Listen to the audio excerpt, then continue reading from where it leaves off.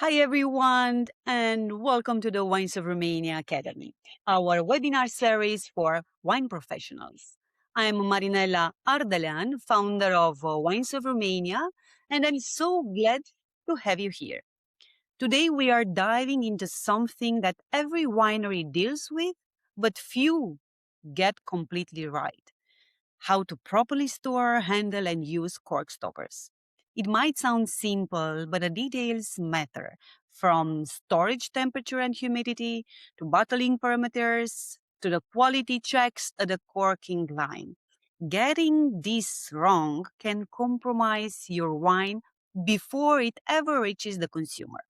For this episode, we've partnered with Amorim Cork, the world leader in cork stopper production.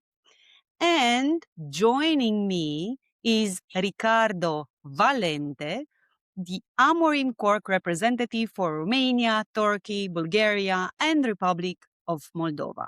Ricardo, welcome. Thank you, Marinella. It's a pleasure to be here. And today it's going to be a really interesting day for a winemaker that can check the cork part, the last part of the production process. Couldn't agree more, Ricardo. Could you please tell us briefly about yourself and what Amorim brings to wineries in our region? Yeah. So I see Amorim as a critical partner in the winery supply chain, even though cork is a small thing. It's a critical part of the whole product, not only to prevent leakages, but also to improve the wine organoleptically. Ultimately, we in the wineries, we have one common customer, and this is the wine drinker like you and me. And the customer deserves an experience with a flawless wine, a great experience.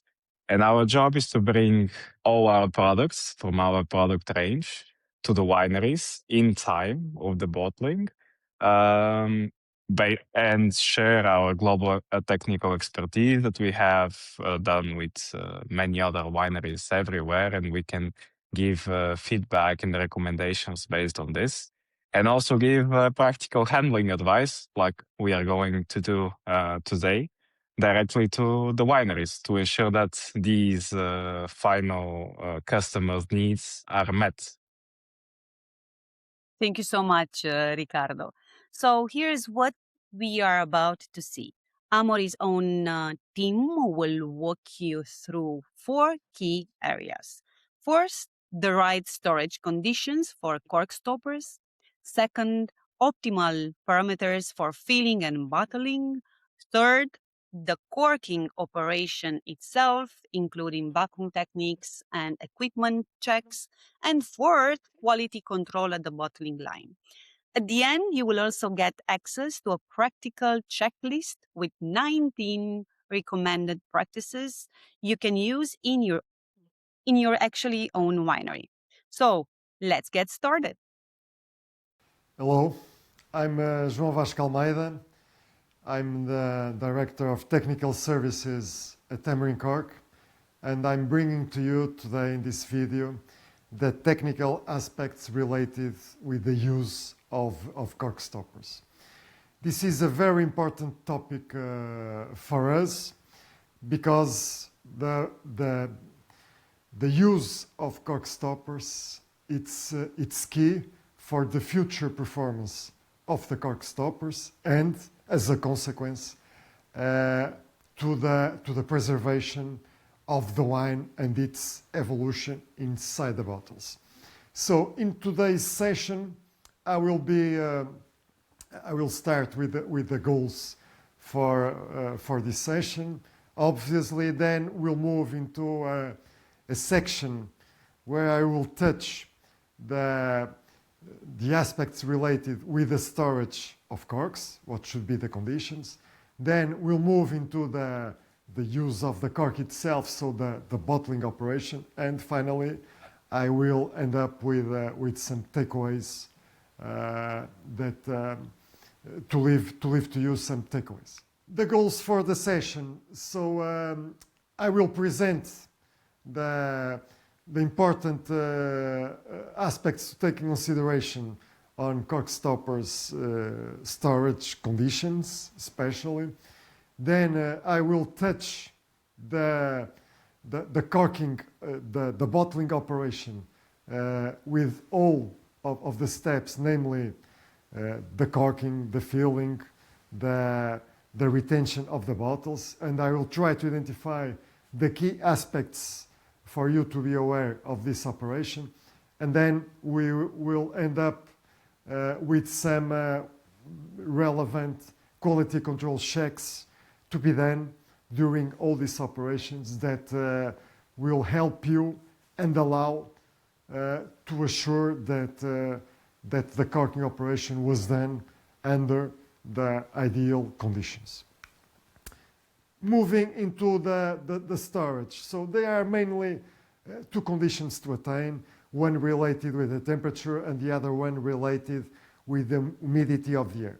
So the recommended temperature is the range in between 15 to 25 degrees Celsius, and in which concerns humidity from 40 to 70% of humidity of the air. These are the ideal conditions to keep the corks during storage. If this is not possible, you can always, before using the corks, to keep them under these conditions so they can equilibrate with the air at least, let us say, 24 to 48 hours before its use. The corks are delivered with the best before date of 6 months, which should be respected because after that the coating can start to lose some properties, so the cork won't be in its ideal conditions for the corking operation. It is also recommended to respect a FEFO, first expiry, first out policy to manage the stock. In which concerns the bottling, the bottling is composed by several operations. We start with the filling. The ideal temperature for the filling operation should be 15 to 20 degrees Celsius, and at 20 degrees Celsius, which is always our reference temperature, we should respect a minimum headspace which should be within the range of 12 to 20 millimeters, again at 20 degrees Celsius, ideally around 15 millimeters. This is a very important aspect to respect this headspace. Why? Because with temperature, the wine will increase, it will expand, so the volume will increase, so the headspace will be reduced. You can use some of these common rulers to see exactly what should be the filling temperature and also the filling level to help you on this operation. Another important point is the pace or the speed of the bottling line. There are this is different. The recommended pace is different if you have a single head or a multi-head corking machine. So for a single head corking machine, the ideal, the recommended pace is around 2,500 bottles per hour. In the case of a multi-head, this reduces to half of the speed, so 1,250 bottles per hour. During the corking operation, it is a key aspect to generate vacuum during the corking operation. This is very important to eliminate any overpressure that can be found inside the bottle. This is mainly achieved by two systems. So one can be the use of CO2 to inject CO2 to the bottle, into the wine. CO2 will then dissolve into the wine, thus creating and generating a depression inside the bottle and generating, by this effect, a depression. Probably the most used system is the use of a pump to remove the air or each gas that can be present in the headspace, and thus generating again some depression. This is key. Why? Because this will reduce and or even eliminate, which is the ideal, any overpressure inside the bottle, because an overpressure over time can make that the wine will progress through or in between the cork stopper and the glass, and even eventually leaking, creating, generating a leakage of the bottle. The jaws are also a very important part of the corking machine. You can see here some pictures of a jaws box. So the recommendation is that the compression should be ideally between 15.8 to 16 millimeters of compression. Should never be less than 15 millimeters. It is very important to check if the jaws are completely smooth, if they don't present signs of being worn or some defect, because this can create defects in the cork that then can lead to some defects in the bottle that we want to avoid. It is also very important to be sure that all this system is completely aligned and that these springs are not loose and are compressing as they should. Another key elements are the centering device and the transfer ring.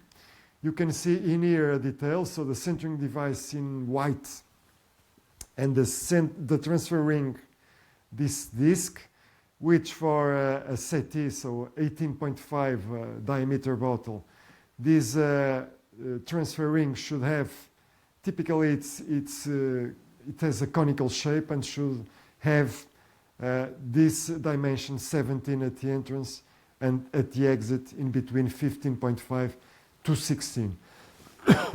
Sorry, it is very important to be sure that all these elements are always clean and completely adjusted to the system, namely to the bottle and the bottle mouth. Another important element, it's the punch, which should have 14 millimeters of diameter and should be completely aligned during insertion with the compression of the jaws. Any sign of worn of the corker, of the punch, it's an evidence that this is not completely aligned and should be corrected, otherwise it's creating a defect on the corking operation. In the end, after corking, so ideally the corks should be kept in an upright position at least 5 to 10 minutes for natural corks. For technical corks, this period can be slightly reduced, and in the case the corks have internal pressure, they should not be laid down. This is important to assure that the cork will recover its dimensions, because, as you know, a very important property of the cork material, it's elastic memory and properties. We always recommend that during the corking operation, some quality controls are taken to be sure that all these mentioned aspects are in line with the ideal conditions. So you can see in here some elements related with checks on the corker, on the bottle, or even on the stopper. So very important to be sure that internal pressures are measured and there is no overpressure, that the cork doesn't present any signs of damage that can cause a fault in the preservation of the wine, and that there are no evidence that the insertion of the cork was not perfect in the bottle. With this, I conclude, and as a takeaway, I leave you this the suggestion to use this document that you can see in here that we call Checklist for Wineries, which contains basically 19 good practices to respect during corking operation. The aspects that we've been mentioning during this video. You can ask this checklist to your Amorim representative, or even download it directly from from our website. I hope this has been useful. Thank you very much for your attention. So let's go over the main takeaways. Store your cork properly, cool, dry, and always use the oldest batch first. At bottling, watch your wine temperature and headspace. These are the two things that make the biggest difference. For corking, consider using vacuum or CO2 injection, and always check your equipment before you start the line. And finally, don't skip quality control.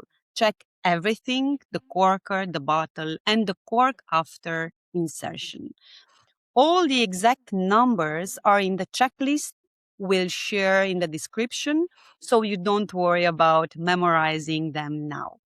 So, Ricardo, if you had one piece of advice for wineries watching this webinar, what would be? I love to simplify things, but here we cannot do it. There are no shortcuts to this. It is a combination of everything that João presented. We are talking about following the storage, the handling protocols that we have, maintaining your equipment, jaws, punches, etc. Doing the bottling quality checks, all of these things,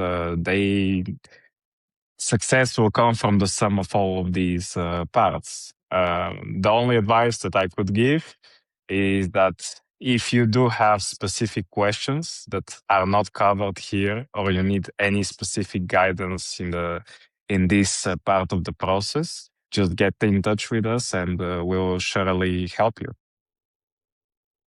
Thank you very much, Ricardo. Great advice and useful invitation, I would say. So now that Amorim has put together a fantastic checklist with 19 recommended practices that you can download and use in your winery, we will also put the link in the description below.